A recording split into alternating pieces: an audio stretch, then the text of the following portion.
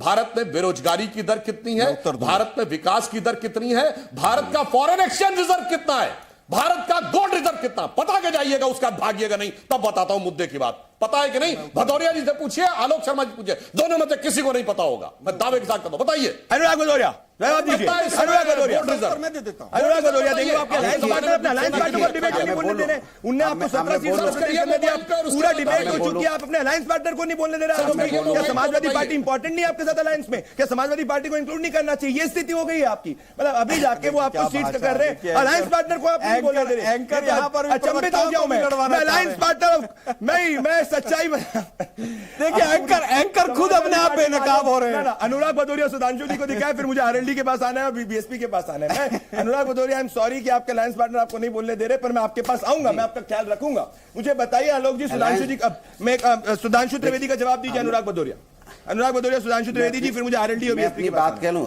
देखिए सुधांशु, अरे यार बोलने तो दो, बोलो ना, बोलने दीजिएगा। आप बीजेपी के प्रवक्ता मत बन जाइएगा।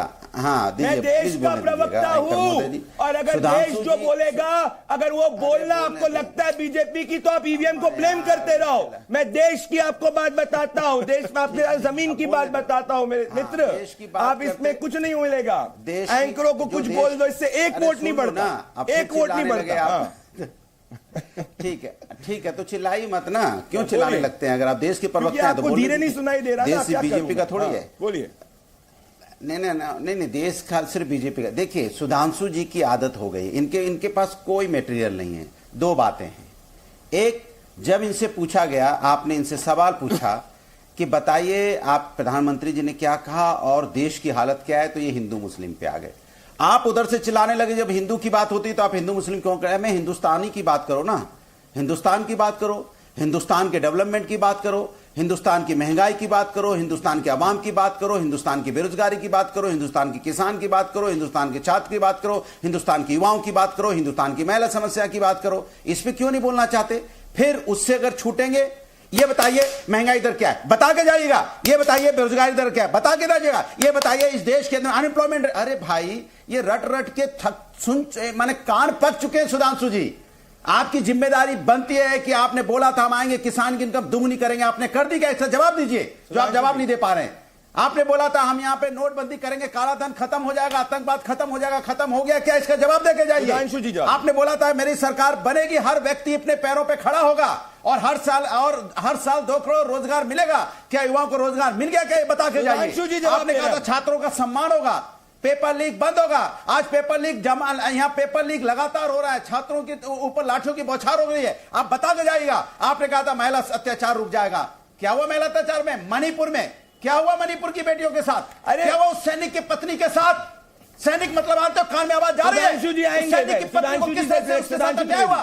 क्या बोला था उसने? मैं देश की रक्षा कर पाया, ब्रेक लगाइए, पत्नी के सम्मान की रक्षा नहीं कर पाया। ब्रेक लगाइए। अरे अब चुप रहिए, क्यों बीच में बोल रहे हैं भाई? आप सुधांशु त्रिवेदी से सवाल पूछ रहे हैं, जवाब तो देने दीजिए। क्या है? सुधांशु त्रिवेदी से सवाल पूछ रहे हैं, आप भी उनका जवाब दे देंगे। बोल रहे हैं, अरे सुधांशु त्रिवेदी को जवाब पूछ रहे हैं। आपको नहीं आ रही शर्म? आपको नहीं आ रही शर्म? अनुराग भदौरिया को आपको नहीं आ रही शर्म? आपको नहीं आई शर्म? जब जाके अयोध्या के अंदर राम मंदिर में आपको बुलाया गया, आपने उसको पॉलिटिकल इवेंट बोला। आपको नहीं आ रही शर्म? जब इस वक्त जाके आप जब सवाल पूछकर जवाब मांग रहे हैं, आप जवाब नहीं देना चाह रहे। इतने फ्रस्ट्रेट हो चुके हैं आप, इतने फ्रस्ट्रेट हो चुके हैं आप, इतने। मैं आपसे पूछ रहा हूँ, मैं आपसे पूछ रहा हूँ, जब आप हरा कुर्ता पहनते तो कौन से कलर का कुर्ता पहन के, हर दिन एक कलर का कुर्ता पहन के आते? क्यों आते, क्यों नहीं आते? मैं पूछता हूँ। जब भी हिंदू की बात करें तो हिंदू मुस्लिम, जब भी आपसे सच्चे सवाल पूछो तो आप कहते हो कि भाई भाजपा का एजेंडा चलाओ, भाजपा का एजेंडा चला रहे हो। जब बीजेपी जवाब देने की बात है, या बीजेपी से सवाल का जवाब नहीं देने दे रहे, चाहते क्या आप? चाहते क्या आप? चाहते क्या आप? सुधांशु त्रिवेदी, सुधांशु त्रिवेदी, अनुराग भदौरिया, अब अनुराग भदौरिया, अनुराग भदौरिया जी, अनुराग भदौरिया जी, अनुराग भदौरिया जी, बदतमीजी नहीं। अनुराग भदौरिया जी, अनुराग भदौरिया जी, ग्लास पानी पीजिए, बदतमीजी नहीं। सुधांशु त्रिवेदी, सुधांशु त्रिवेदी जी, वो जवाब दे रहे हैं आपका। देखिए मेरी बात साबित हो गई। मेरी बात साबित हो गई। अनुराग भदौरिया जी के पास एक भी तथ्य का उत्तर नहीं था। वो कहते रट रट के कान पक गए। ये पढ़ी लिखी पार्टी का प्रवक्ता है। अखिलेश यादव जो है फॉरेन रिटर्न है, और वो कह रहा है महंगाई की दर, विकास की दर इससे मतलब नहीं, इसीलिए मैंने सिर्फ उतना नहीं बोला। मैंने कहा भारत का फॉरेन एक्सचेंज रिजर्व बताओ कितना है। भारत का गोल्ड रिजर्व बताओ। अब मैं बता देना चाहता हूं, क्योंकि मुझे पता था इनके पास मुद्दे नहीं है और इनको आए बाएं चिल्लाना है, और इन्होंने कहा सुरक्षा, तीनों मुद्दों बताता हूं। भारत में विकास की दर है इस समय 7.2% और यह